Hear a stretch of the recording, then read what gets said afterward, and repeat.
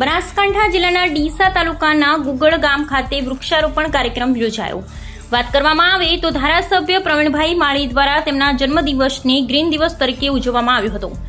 એક પેડ માં કે નામ અભિયાન અંતર્ગત ડીસાના ગુગળ ગામ ખાતે 11,000 વૃક્ષોનું વાવેતર વાત કરીએ તો જેમ જેમ દિવસો જતા વૃક્ષોની નિકંદન થઈ રહ્યું છે અને લોકો પણ ગરમીથી સેકાઈ રહ્યા છે, ત્યારે કેન્દ્ર સરકાર રાજ્ય સરકારે વૃક્ષો વાવો અને પર્યાવરણ બચાવોના નારા સાથે ડીસાના ધારાસભ્ય પ્રવીણભાઈ માળી દ્વારા એક પેડ માં કે નામ તથા જન્મદિવસને ગ્રીન દિવસ તરીકે ઉજવવામાં આવ્યો। ડીસા તાલુકા ગુગળ ગામ ખાતે વૃક્ષારોપણ કાર્યક્રમ યોજાયો।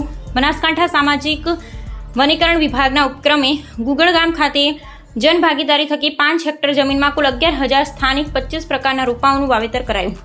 કાર્યક્રમમાં દીપ પ્રાગટ્ય બાદ વિદ્યાર્થીનીઓને પુસ્તકો ભેટ કરાયા। તેમણે કહ્યું કે પ્રકૃતિનું રક્ષણ કરવું સૌની જવાબદારી છે। કીટનાશક દવાનો ઉપયોગ ટાળીએ તથા પ્રાકૃતિક ખેતીને પ્રોત્સાહન આપીએ।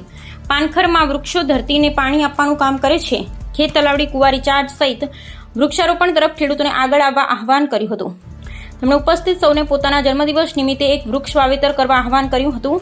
વ્યક્તિ પોતે એક વૃક્ષ વાવી એનું જતન કરે એવી શુભેચ્છા પાઠવી। જેમાં જીવન જીવવા માટે ઓક્સિજનની જરૂર પડે છે ત્યારે સૌએ સાથે મળી વૃક્ષારોપણ કરવું જોઈએ। Bureau report Jayantibhai Thakkar.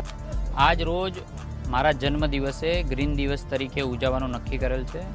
એ અનુસંધાને આજે ફોરેસ્ટ વિભાગ દ્વારા અને ગ્રામજનોના સહયોગથી ગુગળ ગામે 11,000થી વધુ વૃક્ષોનું વાવેતર કરવામાં આવ્યું છે।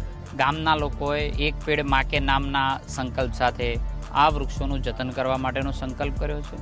ખૂબ મોટી સંખ્યાની અંદર લોકો જોડાયા છે અને 25થી વધુ જાતિના વૃક્ષોનું વાવેતર આજે ગામ લોકો દ્વારા કરવામાં આવ્યું છે। ગામ લોકોનો જળસંચયનો સંકલ્પ, પર્યાવરણલક્ષી એક પેડ માં કે નામનો સંકલ્પને હું અભિનંદન આપું છું અને સાથે ફોરેસ્ટ વિભાગને પણ અભિનંદન આપું છું કે ટૂંકા ગાળાની અંદર માસ લેવલ ઉપર વૃક્ષોનું વાવેતર કરી અને નરેન્દ્રભાઈનું જે સપનું છે, ભૂપેન્દ્રભાઈનું જે સપનું છે એ સાકાર કરવાના એક કદમ આગળ વધ્યા છે। વૃક્ષ અને પાણી જીવન માટે ખૂબ જરૂરિયાત છે।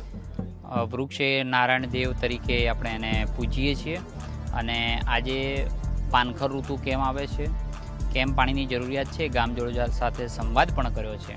આ જ પાણી વૃક્ષ પાણી ખેંચે પણ છે અને પાણી આપે પણ છે। એના ઉદાહરણ દ્રષ્ટાંતો સાથે આજે ગામ લોકો સાથે સંવાદ કર્યો છે અને આવનારા સમયની અંદર હરિયાળું ગામ બને, આપણો જિલ્લો હરિયાળો બને એ દિશાની અંદર આગળ વધ્યા છે।